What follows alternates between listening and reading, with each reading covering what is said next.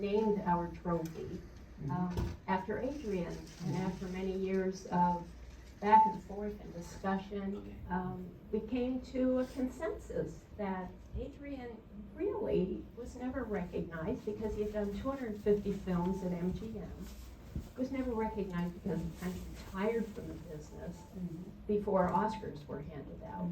And so we spoke with his son Robin in Arizona and got his permission to name our award.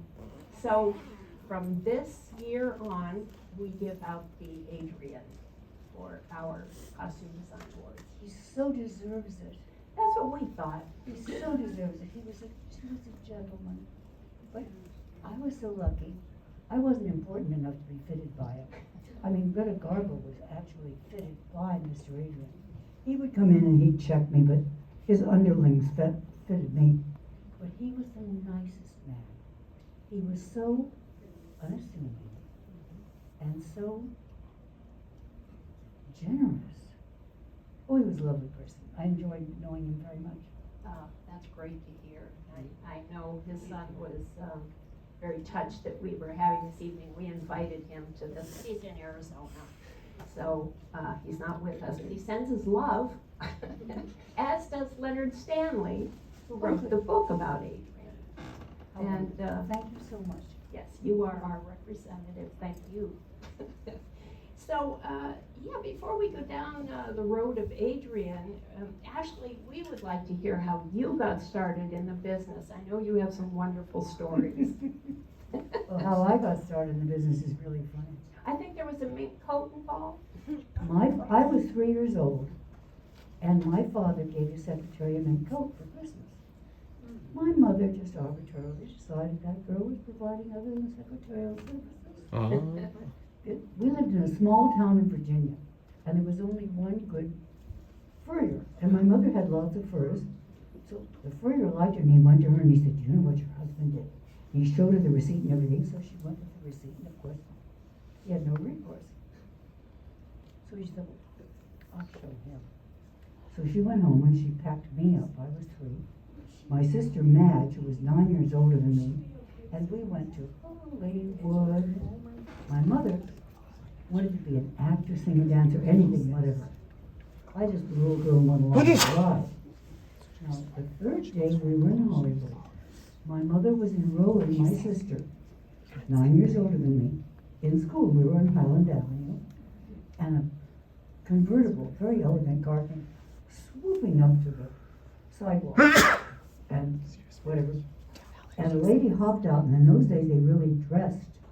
She had this enormous hat on, this convertible car, mind you. Enormous hat on, and she indicated me with her finger, and she said to my mother, "Would you like to put your little girl in pictures?" My mother said, "Well, yes." So this very sweet lady said, "Hop in the car. They were having a casting at Universal." So we got in the car, we went to Universal, and 3 hours later, we left with a contract. Unbelievable. It could only happen in Hollywood. Unexpected Father, starring Zazu Pitts and Slim Somerville. They were the Lucy and Desi of that era. And Cora Sue Collins. Can you imagine? I mean, that's how I got into pictures. It could only happen in Hollywood. And wasn't there a story about Mr. Somerville rescuing you in a pool of water? An Unexpected Father, a little girl, what I played, was supposed to fall off the mast of a sailing ship, which was 3 stories tall. And they first used a dummy. That didn't work. So then they used a little person, and that didn't work. So then they forced me to jump. Now, I didn't know how to swim, and I was terrified of water. They forced me at the age of 3 to jump off that mast. Well, it's all right. They pulled me out of the water. That was okay. Now it was time for the close-up. So the Universal Studios, they had this enormous outdoor pool. It was huge. I mean, I don't even remember the exact dimensions, but it was enormous. And they built a little platform where when I stood in the water, my chin came to here. But then they started these rollers at the end of the swimming pool, and it recreated these waves. And here the waves coming. Slim Somerville actually dove into the water, pulled me out, and I got a hold of the bottom part of his top. I was choking him. My mother said it was the first time that I had ever defied her and just refused. She said, "Let go." What about a drowning person? They had to cut the tie off. I was choking the poor guy. But he actually saved me, bless his heart. He was a sweet man. And how do you feel about water today? I'm not thrilled with it. Yeah. I can swim. I had to learn to swim and learn to dive and so forth. And I can swim, but I do not like it. Enough is enough. And I read an interesting part to that story about your water skiing. Oh, that's funny. Okay. My husband died, and my children were little, and I realized that the children didn't have anyone to admire as far as sports were concerned. And I thought, I'll do something about this. And I had to I learned to speak Spanish. I lived in Mexico when I was very young. I learned to speak Spanish, so I don't have an American accent. I sound like a Mexican. So a girlfriend of mine had a legal problem in Mexico, and she wanted me to go and interpret for her, so I did. So as we're driving there, we passed the Club de Skis, which is a ski club, and I saw all these girls standing on each other's shoulders, and I thought, a ballet dancer. I have the balance, I could do that. So after we finished our business, we went around to the Club de Skis office, and it was owned by two Americans, both from Arizona. One was, the man was a retired pediatric neurosurgeon, and his wife was I'll teach you dancing in a hurry dancing teacher. Okay, well, evidently she taught more than dancers. Whatever, they were very happily married. So I told them, I said, I would like to learn to water ski. Oh, well, no, I said, no, wait a minute. I'm a mimic. What I want is a skier who has the best posture, the best skiing form. I don't care. Man, woman, child, I don't care what it is. Well, they gave me this guy named Carlos Mendoza. And he had this wonderful form. So we started to ski. And he gave me these two. Remember, this is, I don't know, 50 years ago. I mean, it was forever ago. And the skis were like diving boards. They were like this. And I said, no, that's too big. And I said, what about one of those? And he said, well, that's for double. That's if you ski with 2 feet. I said, let me try one of those. He said, you won't be able to. I said, look, sir, I'm paying you for your time. If I'm wasting your time, I apologize. Well, let me try that then. So, of course, I was able to ski on this little bitty skinny ski. So, what we did was, he taught me how to stand on a dock with a ski on. With one ski, both skis actually, but one foot up like this on an angle. And as the ski boat came out, left, and I'm holding onto the rope, I would jump into the water and put the foot that was angled into the water, and then take this foot, lift this foot up, and then my skiing teacher would ski up beside me, and he would bend his knees, I would kick my ski off, and I would step on his knee, and jump up and stand on his shoulders. I go, gee, this is fun. So I wanted everything, because what I did was, I was like a hood ornament. I would stand up there and do my ballet exercises. I would take a foot and lift it up and take it around. It was just like I was doing a warm-up exercise for my class. I mean, I can't take any credit for it at all. Anyway, I won everything until I started realizing that it really wasn't that tough. Other skiers could do it too. But that's how I water ski. And you conquered water. Excellent. I still don't like it. Okay. Oh, but my skiing teacher was wonderful. Firstly, I would walk onto the dock. It was dry. Okay, so the only time that my foot was a little bit wet was when it hit the water, and there was a little spray. Now, when we were ready to go into the beach,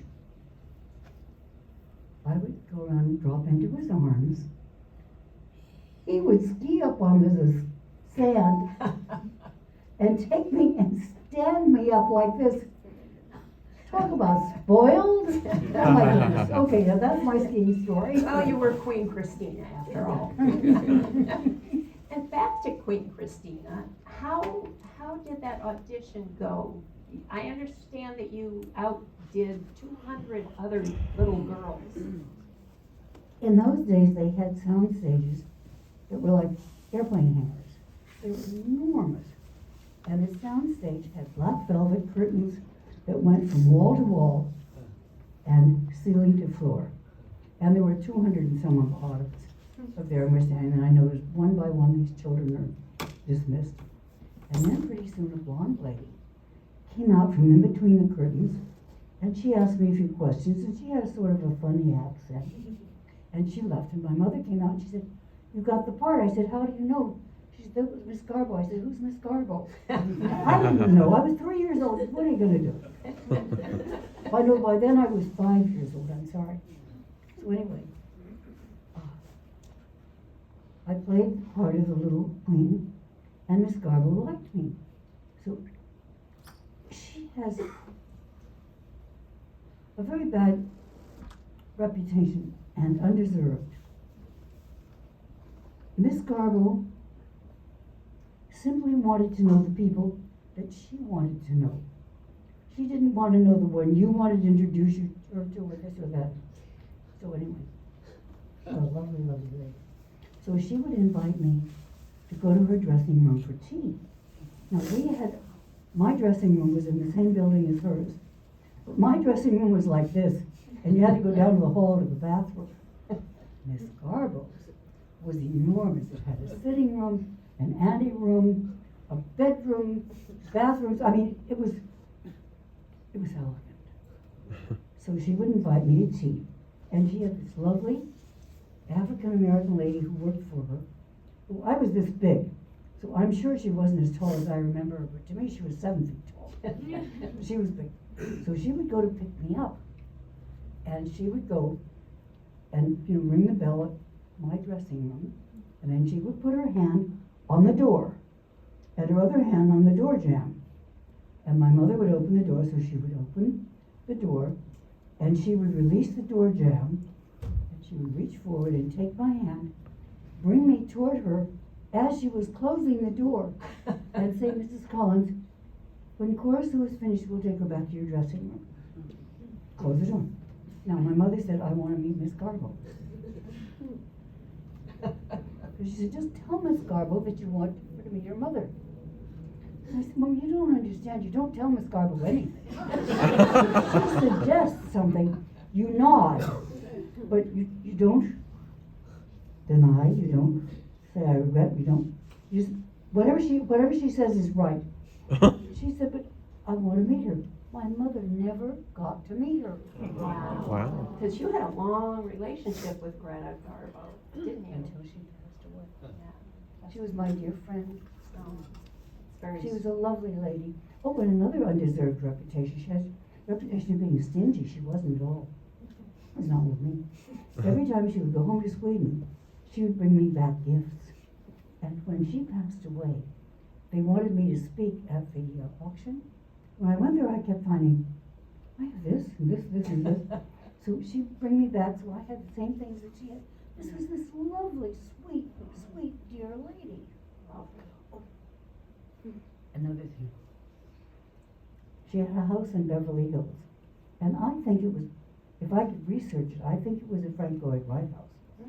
Because it had an enormous swimming pool, rectangular swimming pool, with red brick, which was unusual, but red brick around it. And then there was a round, large area with a big round table and a huge tree above it. And we would go swimming there, and then we would go in our bathing suits and we would sit at the table and we would have lunch. And she has said to me, "Cora Sue, you are very lucky. I had learned that if you repeat the last few words someone would usually continue with what they were thinking. So I said, I'm very lucky. She said, yes, look at your breasts, they're beautiful. And I said, you are? And she said, yes. And you do not have to swim 100 lengths in an ice-cold swimming pool or lake every day. This poor darling lady had been told that if she swam 100 lengths in an ice-cold swimming pool or an ice-cold lake, that she would develop breasts. Well, have you ever known a swimmer who have boobs? They have shoulders, they have back, they don't have boobs. Anyway, I didn't have the nerve to tell her. As I said, I never told her anything. I nodded a lot in our relationship. But she used to come, I bought a place in Acapulco, I did buy it. But I bought a place in Paris for summers, where I would go in the summer, and I would spend the summer there. And she missed me because we didn't see each other, so she bought a piece of property there, and we used to go walking. She'd call me in the morning, she'd say, you want to walk? And I'd say, yes. See, I'd pick you up. So we'd go walking, and we might walk for an hour. We might walk for 2 or 3 hours. We both really liked to walk. Then we'd go back to the apartment, and she'd say, she'd be grumbling. Something. I said, what is it, Miss Garbo? She said, after all these years, they said, you got the Garbo. Now, may I describe what she wore?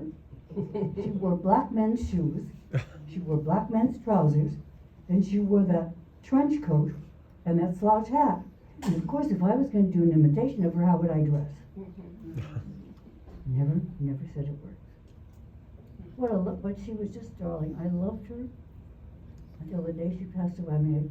Oh, and another thing, she would say, call me Greta, call me Gigi. And I'd say, all right, Miss Garbo. Out of respect, I couldn't say Greta or Gigi. So she called me Cora, and I called her Miss Garbo until she passed away. I loved that lady. I was very fortunate to get to know her. Now, there's a story about your hair color for Queen Christina. Oh, yes. The director of Queen Christina was Ruben Mamoulian, who was a stickler for authenticity. Anyway, he wanted to bleach my hair. My mother said, absolutely not. So they took a little smidge of Miss Garbo's hair, sent it to Sweden, and they sent Hank's back of natural Swedish blonde hair, her color. Now, I don't know what they did with the rest of it, but they made me this fabulous wig with blue lace and stuff. I mean, it looked exactly like the hair was going. Max Factor made the wig. It was the most beautiful wig. I can see it to this day. I loved it.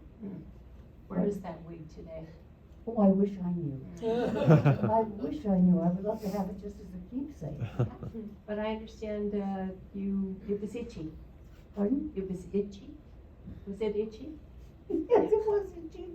And they gave me this skinny, teeny tiny plastic needle, knitting needle, that I could put in the wig lace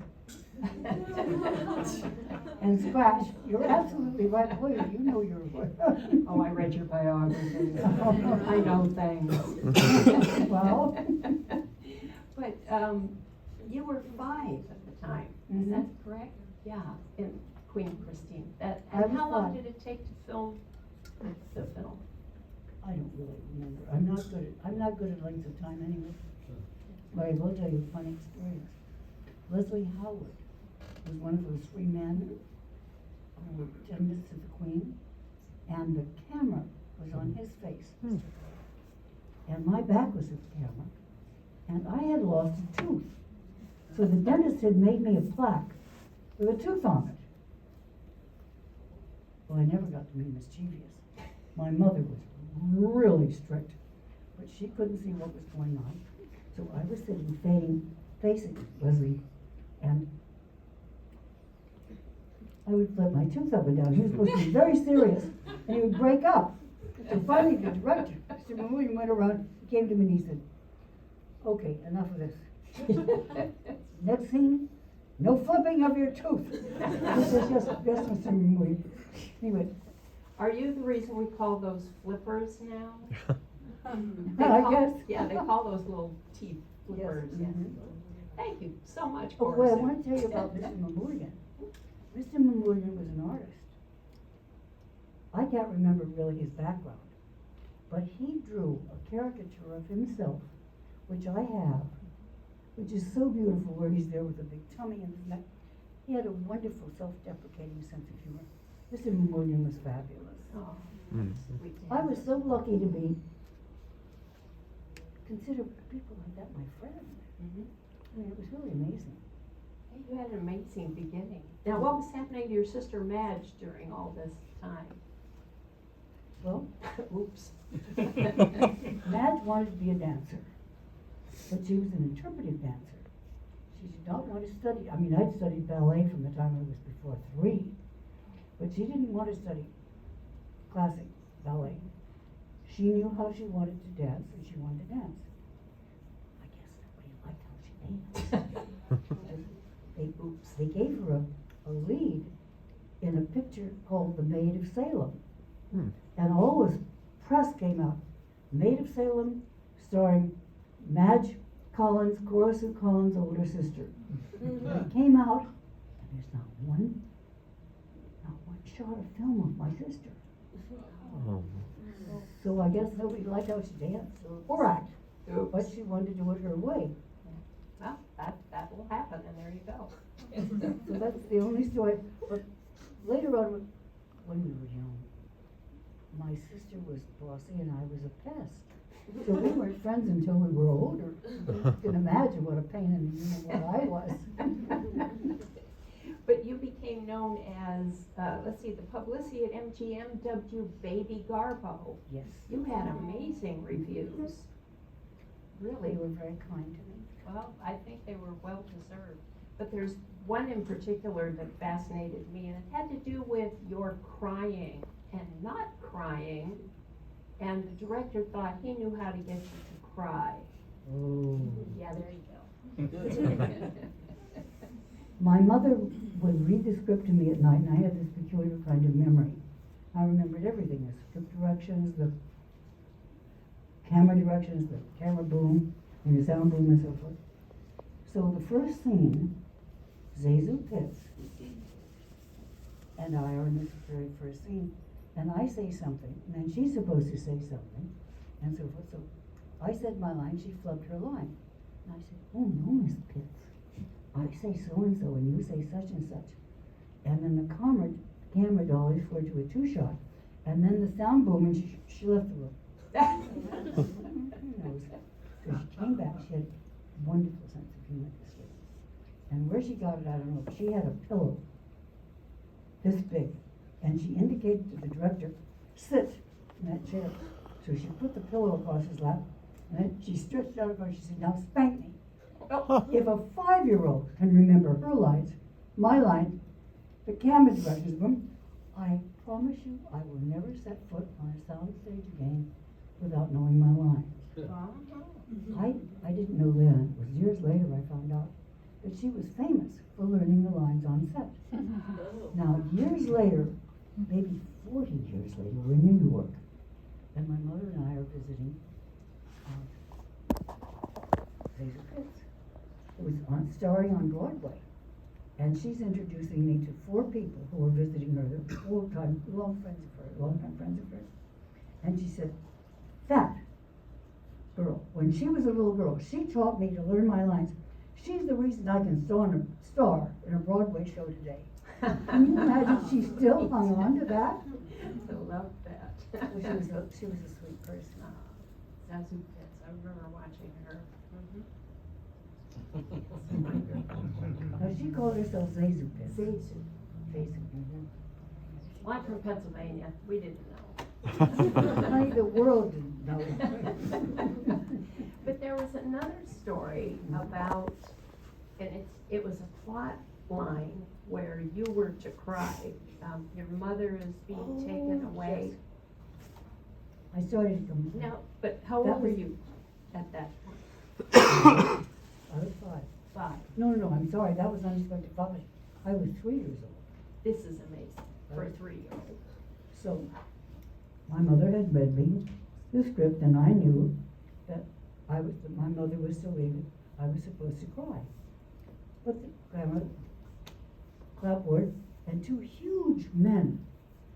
I was this big, I mean, they might have been 6 feet tall. To me, they were 9 feet tall.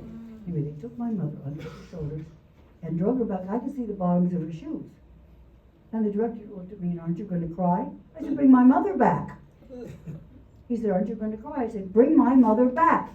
So he brought my mother back, and I said, if you want me to cry, just ask me and give me a minute to think of something sad. True story. What a pain in the, you know what I must have been. What a brat. 3-year-old, but that gave Luella Parsons something to write about. She was a nice lady. I liked her a lot. She said you got your career because you could cry on cue. That might have been the call. Who knows? We'll never know. Back to Miss Garbo and Queen Christina. Do you remember any stories about that famous gold velvet costume that she detested? Only that she really detested it. She really didn't like it at all. Mm-hmm. It was so heavy and uncomfortable. But she looked gorgeous in it. She was gorgeous. Yeah. I mean, she could have worn anything. She was so Or nothing. or nothing. But she had the most beautiful complexion. Mm-hmm. She was just magnificent. I had grown up in Hollywood and at MGM around the most beautiful women in the world. And she was just exquisite. And you were their child selves in so many of those roles. Can you talk about any of those other fabulous ladies you were young goodness. for? I mean, how long do you have for me to bore you? Oh, as long as you want to say. No, I can't even remember their names. They were Gamble and Claudette Colbert and on and on and on and on and on. Claudette Colbert. And I played, she remained a very close friend of ours. She was a good friend of my mother's. Oh, sweet. And if you notice something about Claudette Colbert, whether she was in a film or not in a film, she always had a white collar on. And she thought she had a short neck. So she thought that elongated her neck. She was a lovely lady. I liked her too. I was just so lucky to be exposed to these people as a child and be able to grow up knowing them. And the only people I knew were those that I worked with. And the only people I worked with were the people on the MGM lot. So the biggest stars in Hollywood were the only people I knew. Tough life, right? And what about the education system? I had private tutors. They gave me private tutors. And at one time I had 3 full professors as tutors. That was one thing about Mr. Mayor. He was very kind to me in that respect. He gave me a very good education. Under socialized. I mean, I didn't know what to do with people, but I certainly remembered all of the things I'd learned, whatever. So I was lucky in that respect. Well, we hear that the premiere for Queen Christina was quite a showstopper in itself. And that you, as this little tiny person, were one of the showstoppers. Thank you. They made a replica. You see, this is a real story of the Queen Christina, Queen of Sweden, because she was coronated winner when she was 5 years old, because her father was killed in a war. Now, the only scene in that whole picture that I think is really awful is the beginning of the film, and they have the cannons going off and so forth, and there is a man on the battlefield, and they say, "Who are you?" He says dramatically, "I was the King of Sweden." Yeah, we all laughed at that point. So did I. I mean, that was so corny. And the film was not, but that was really, I think, corny. Anyway, let me see, what happened during the filming of that? Well, the premiere, especially. Well, the premiere was wonderful. As Miss Garbo was important enough to tell Metro Goldwyn Mayer and L.B. Mayer, that she would not make personal appearances. That's me. So they made a replica, an exact replica, but in small miniature size, of the coach in which Queen Christina was actually coronated as a child. And then they called them in those days dwarf footmen, coachmen, and they had six little Shetland ponies. It was the cutest thing you've ever seen. I've got pictures of it. It's just adorable. So, and then L.B. Mayer himself escorted me. He never made private personal appearances, but he did then because the film was so important. But it was interesting. I got to go with him. And Freddie Bartholomew rode, who was a good old friend of mine. Freddie rode in the coach with me. He was my escort for the night. And then the night before the actual premiere, this is in the late afternoon, this was, a lady came up and broke through because they had grips. They call these these men who worked, big, heavy-set guys, they call them grips. And they had them holding hands like this around me to keep the people back. And this lady literally broke through and came to me and she pressed something in my hand. And I said, "What is that?" She said, "It's a coin that was minted during the reign of Queen Christina." By then they drug this poor lady off. She was very nice. So can you imagine? I mean, I had the most wonderful experience as a little girl. Because that coin is featured in the film as well. Yes, featured in the film, exactly. Ah, that's incredible. Wonderful. And you're only 5. This is amazing. I can't get over the age. I'm thinking about my Born in granddaughter. 27, Kate. Yeah. Do the math. Fantastic. So, what were your fondest memories of filming Queen Christina? Just working with Garbo, or? And how many days did you actually shoot? I'm no good with that. Okay. But I have no idea how many days I shot. But I think my most fun experience was playing with my plaque. Yeah. That was what I enjoyed most of all. I never got to be naughty, and I just love that. Oh, but I did get to play a naughty child in a film. Yeah. What was the name of that film? Anyway. My mother was Minna Gamble. Minna Gamble.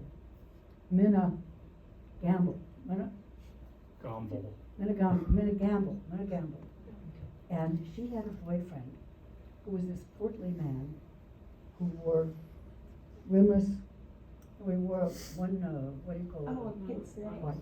Oh, A monocle, he wore a monocle, and he had this, it was a bit rotund, tummy, and these white tie and tails.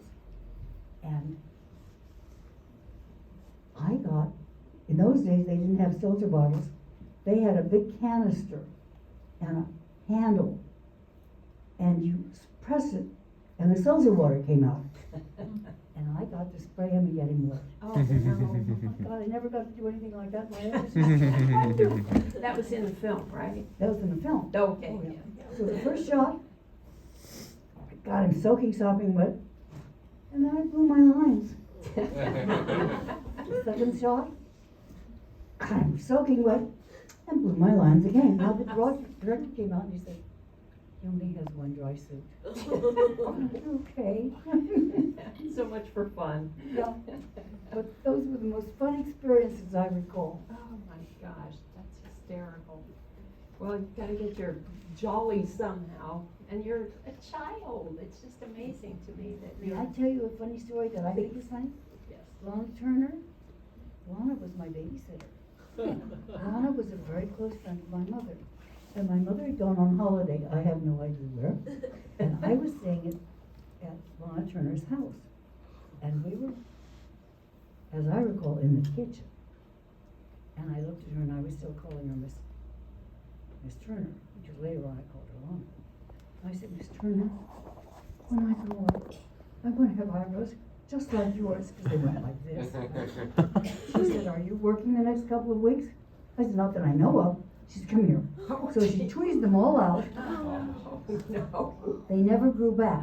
To this day, I only have eyebrows to here.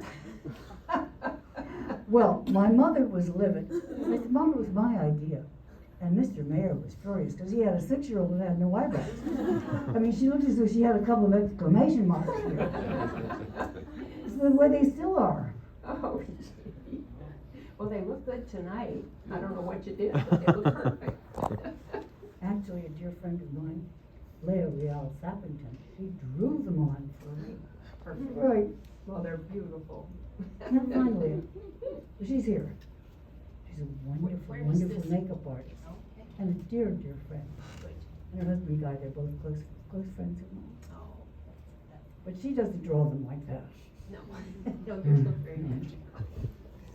But they look so funny. Oh, now, there's another story about your, just a little type, you were very modest and you were very proper, and they wanted you to show your panties in a scene. Smiling through. Mm-hmm. In the interview, to get the part, they wanted me to do that, and I said no. They said, just pull up your dress, and I said no. So they brought from the wardrobe department, I don't know, 7 pairs of underpanties. By then I was pants like this. Then I lifted my skirt.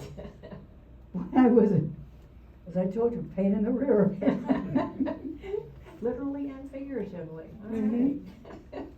Well, you were always considered honest and authentic in all of your reviews and everyone who's seen your work. So that's I was really lucky in that the directors I worked for said, just do it your way. So I rarely had direction from the directors. They would let me do it. that's My way was natural. Is that you were reviewed as a small girl of extreme self-possession. Hmm. I haven't read that, thank you. You're welcome.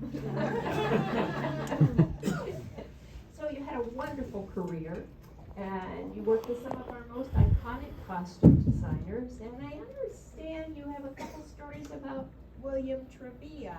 Hmm. Oh, Billy, I knew very, very, very, very, very well. Billy, in the first place, was born on Catalina Island, and he swam like a fish. And to earn extra money, he would swim under glass-bottomed boats and eat a banana, and they'd throw him money. Go ahead. Okay. You're safe here. All right, I'm safe. But Billy did something else when he was that age. He made a little rhyme up, and he would swim around, and he'd see a boat with a pretty girl, and he'd pop up out of the water, and he'd say, hi, I have a weenie, and you have a bun. Let's put them together and have a lot of fun. Adorable. He was absolutely precious. Now, that was when I first met him when he was very young. I was very. But then, at MGM, they got tired of making bathing suits for me because I'm very high-busted and long-legged, but they had only one-piece bathing suits in those days, so they had to make these long bathing suits for me because I was pulling the bathing suit up to cover my boobs and pulling the bathing suit down, and they'd make these custom-made at MGM wardrobe department, very expensive. And I'd go to the beach and I'd get tar on them and ruin them and so forth. So they sent me to a costume house called Jack's, J-A-C-K-S of Hollywood. And this man, Jack, whoever he was, made the costumes for the symphony, the opera and so forth. He's wonderful. But Billy Trevia was just his fledgling designer. So I was his first customer. So I went and showed him my problem. Well, I can fix that. So he made me a 2-piece bathing suit. And as I told Jerry, Billy thought, and I don't know, maybe you were able to research it, he thinks he made me the first 2-piece bathing suit. Hmm. Because it was the only way that I could be decent And enjoy the beach. and enjoy the beach, exactly. The beach, not the sea. Okay. Got your feet wet though. Yes? No? Let's walk on the sand. Well, you've touched not really much on this topic, but I asked your permission if I may. And the golden age of Hollywood also had its Me Too moments.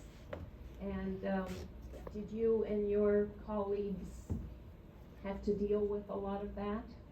Absolutely. And it hasn't changed a bit. Still the same. When I was going to school, and I didn't have a father-in-law, there was a writer named Harry Ruskin who became my mentor. I just loved Harry. His philosophy is my philosophy. Anyway, he had a group of people that he considered to be music. And I happened to be lucky enough to be among that group. So one day, and we used to come in on, I think it was Tuesdays, and we'd come in for lunch, and they had notoriously bad food at the commissary universe at MGM.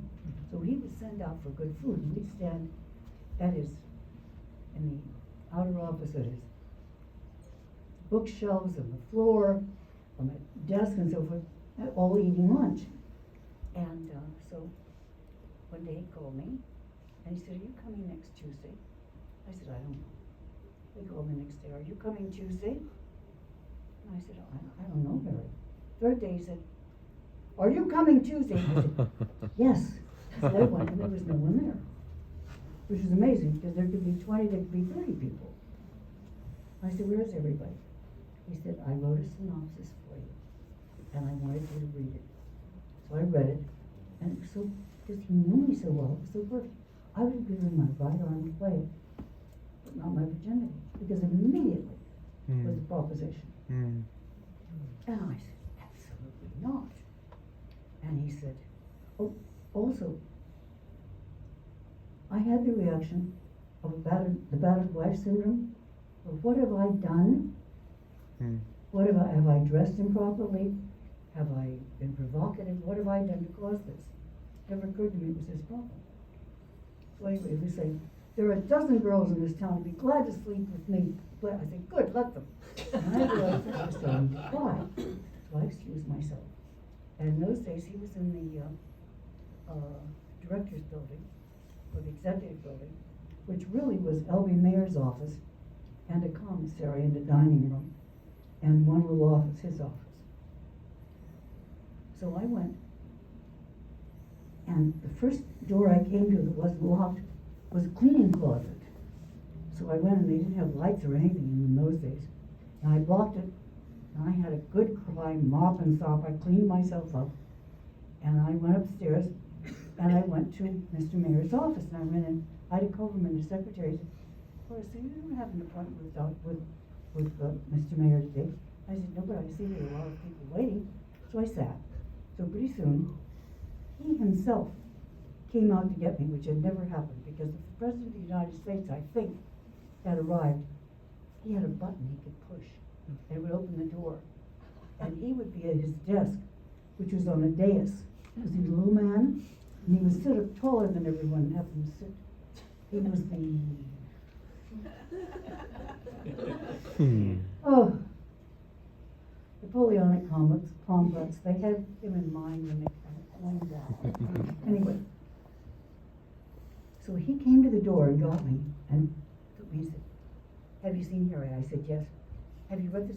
Don't you love it?" And he was, I couldn't get a word in edgewise, and I thought, well, once I get in, so I'll ask him. So finally we're seated. Again, he had these huge overstuffed black leather chairs on either side of his desk corners, and the desk was huge. All the furniture was oversized. So we're there, and finally he said, "Well, tell me what you think of the story." And I said, "The story is wonderful." But I said, "You do what Harry wants me to do?" So he jumped up, came around, sat on the edge, on the arm of this big black chair, pulled me toward him, and said, "You'll get used to it, sweetie." I thought, "Et tu, Brute." So 45 minutes later, when I had convinced him finally I wasn't going to sleep with Harry Ruskin or anybody else, he jumped across the desk. He had his little short, fat fingers. He waggled his finger under my nose, and he said, "Cora Sue, you will never work again on a sound stage as long as you live." I said, "Mr. Mayer, that's my heartfelt desire. And I tell you today, that's still the best single decision in my life."